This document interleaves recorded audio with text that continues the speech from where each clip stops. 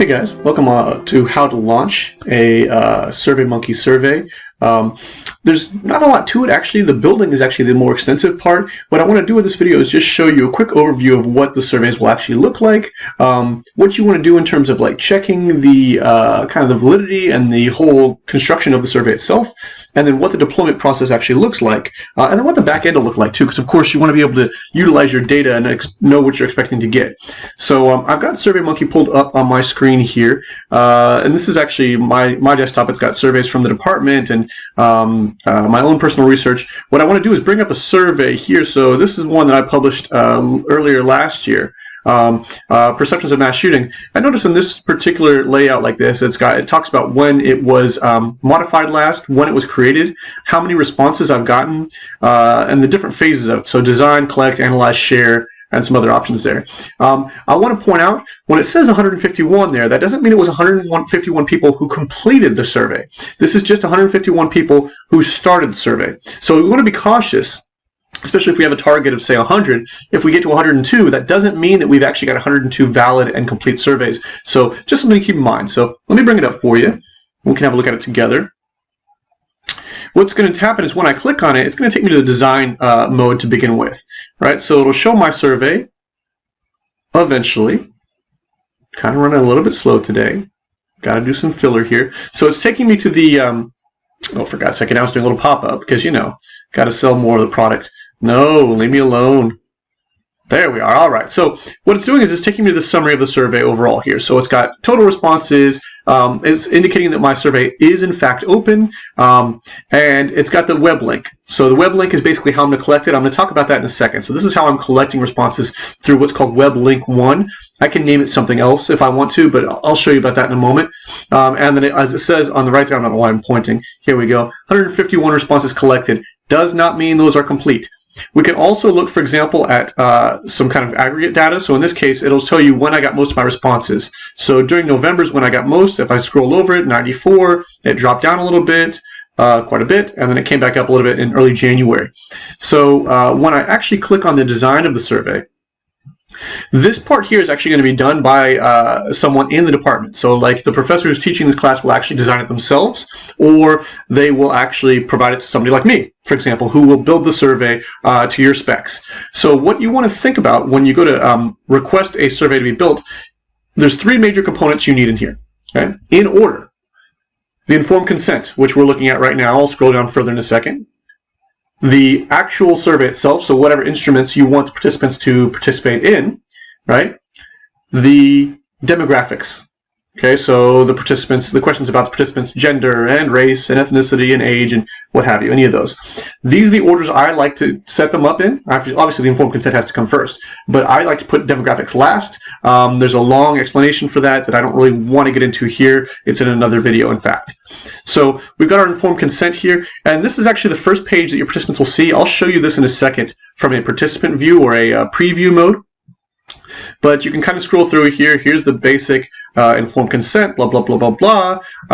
It's provided by the IRB. And then there's only one question on this initial page here, whether or not they do or do not consent. If they click do consent, this is going to take them into the survey itself. If they click do not consent, it will kick them out of the survey and it ends there. All right. So by the way, when we talk about the 151 that have completed or who have been part of the survey, that includes people that clicked do not consent. So you might have only 140 participants who said they do consent.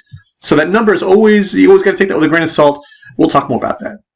So as we move through here, here's the main body of my survey. I provide them something to read, and then they will answer questions. Here's another variation of it. Actually, I think I have 4 conditions for this particular study. So kind of a complex layout here. Blah, blah, blah, blah, blah. And then we get to the questions. So here's the questions. The questions can come in a variety of format. I've got multiple choice here. You can have free response. You can have sliders. Actually, I really like the slider option. A lot of students, participants like that. Any number of things. In this case, we've got actually them picking a response for each particular topic here. They can also click, you can have an option that is click as many as apply. There's any sorts of things. You can have ranking questions. Very, very intuitive and useful. So here's the main body of my questions, like so. And then the last page, and each of these, by the way, when they finish let me scroll back up. When they get through the main questions of the survey, for example, this finishes one page, and they click next, and it will take them to a new page of the survey. So it's not all continuously flowing like so. And then the demographics, as I said, will follow last. I've got biological sex, age. In this case, I'm using a slider for their political identity. So do they lean far Democrat? Do they lean far Republican? They can slide it along there to calibrate where they feel they fall. Same thing for their political leaning, not just political identity. In this case, some more demographic questions, religion and spirituality. They can slide over the slider there. Their identity in terms of worldview, their identity in terms of race and ethnicity. And at the end here, you can provide a final page that thanks them for participation.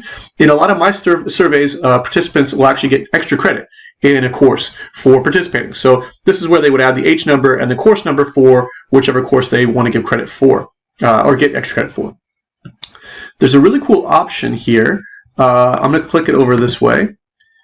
You can actually have a preview of the survey, which is helpful because what we just saw there is not what the participants will see. What we just saw is our design of what the participants will see.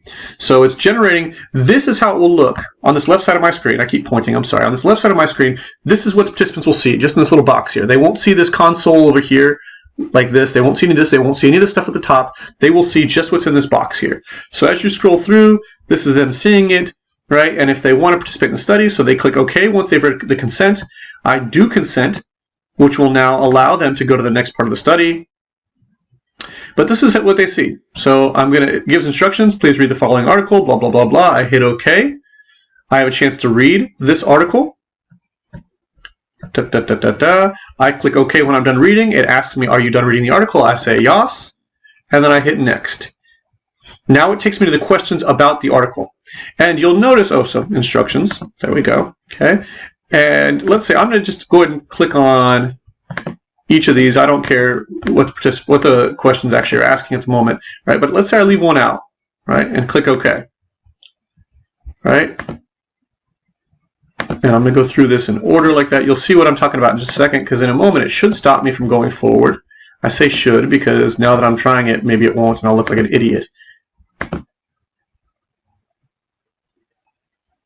There we go. See? So what it did before it let me go to next, it says this question requires an answer, and it won't let me go forward because I've left out the bottom a response to this bottom question here. So this is a very helpful tool because this way you get complete data from people that go all the way through. You don't get like 80% completion for 20% of your participants. It's actually very useful in that respect. So you get the idea. So now I can go in and click that and so on and so forth. The collection aspect, let me move over to that. When I go to collect responses, I have a few different ways I could do this. If I have like an email list I want it sent to, I can actually upload the email list into SurveyMonkey. I can see, so here are my options, a web link, an email. I can actually buy responses, which sounds shady. It is actually perfectly legit, completely acceptable through the IRB. In this case, what they're doing is they have a sample population that you literally pay, say, $1 a participant, and they will gather the data for you using your instrument. So they will just send this out to their sample and say, please complete the survey, blah, blah, blah, and then you have 100 responses overnight. Very useful. I'm not a huge fan because I'm a traditionalist, but it's ethical. You can do a website. You can embed it that way. If you have a website, you can just embed it that way. You can actually go in and type in the data. Not a fan. You can also text people the link, which I'm not a huge fan of either, but that's because I'm old and grouchy. But once we send out a web link, my favorite method is a web link because you have complete autonomy. You can send it to whoever you need to in whatever format you need to, and it doesn't change. It's pretty solid. So that web link there, you send out the link. You can even make it into a QR code. Sometimes with my students, I send them the QR code instead. And what they'll do is they'll click on this, and you can have as many participants go through this web link as you want. I mean, unlimited, basically, right? And you'll notice here it says open. What I can do is I can change this collector. I can close it if I need to for whatever reason, if my survey's over or whatever. Likewise, let's say you're getting a sample of participants from HCU, but then also a sample of students from Prairie View. right? So you want to make sure that you're collecting responses from two different groups so that they can be designated as from one school or another when you go to aggregate the data, right? In this case, you can set up a second web link. You can have the first one for Prairie View and the second one for HCU. So they're actually going to two separate samples, in this case, aggregating the data collectively, but now they're marked as having come from one web link versus another, and that helps you disaggregate when you go to do your analysis. And one of the nice things here too is you can actually do, when you go to analyze your results, there's a variety of ways you can go about it. This is usually where I come in because I'm a data guy. Geek, if you want. I respond to geek. What we can do is we can actually download this data in a variety of different formats as well. So it's going to ask you if you want to export it. You can actually export all the responses, all individual responses, and then it gives us a variety of options. Hopefully you can see the pop-up window that I'm seeing. An Excel file, a CSV file. SPSS is where I like to put a lot of my data, or even just a PDF. So it's actually a really helpful way to get your data out. And you can also, SurveyMonkey is awesome because it provides overviews. So in this case, you'll notice in this survey, 97% of the people that clicked on my link consented to participate. Only 2.65% did not consent, right? And obviously did not participate in the end. But when it breaks down the responses, are you done reading the article, blah, blah, blah, blah, blah. It'll actually produce nice little bar charts here. You can actually get a basic summary of the data simply by scrolling through, and SurveyMonkey provides all this. And you can download all of this summary data as a PDF. So when you are finishing your study or getting ready to analyze for Chapter 4, you can ask your supervisor to download this for you, and I find it to be a very good starting point. I'm a very visual person, so I can actually look at these bar charts and think, okay, well, I see a pattern forming here, and then I can go on and do my more advanced inferential statistics. So just an excellent tool. SurveyMonkey, we're not expecting you to be an expert on SurveyMonkey at all. In fact, we have experts here to help guide you through it. But I wanted you to see this back end of the process just so you're aware of what's involved and what it means to go from the survey that you've created to the survey that your participants will actually see, and then how you collect your data as well. So do not hesitate to contact your professor with questions about SurveyMonkey. If they are unavailable or can't answer your question, you can always contact me, J Pelletier at hbu.edu. That's JPELLETIER at hbu.edu. Thank you. Have a good day.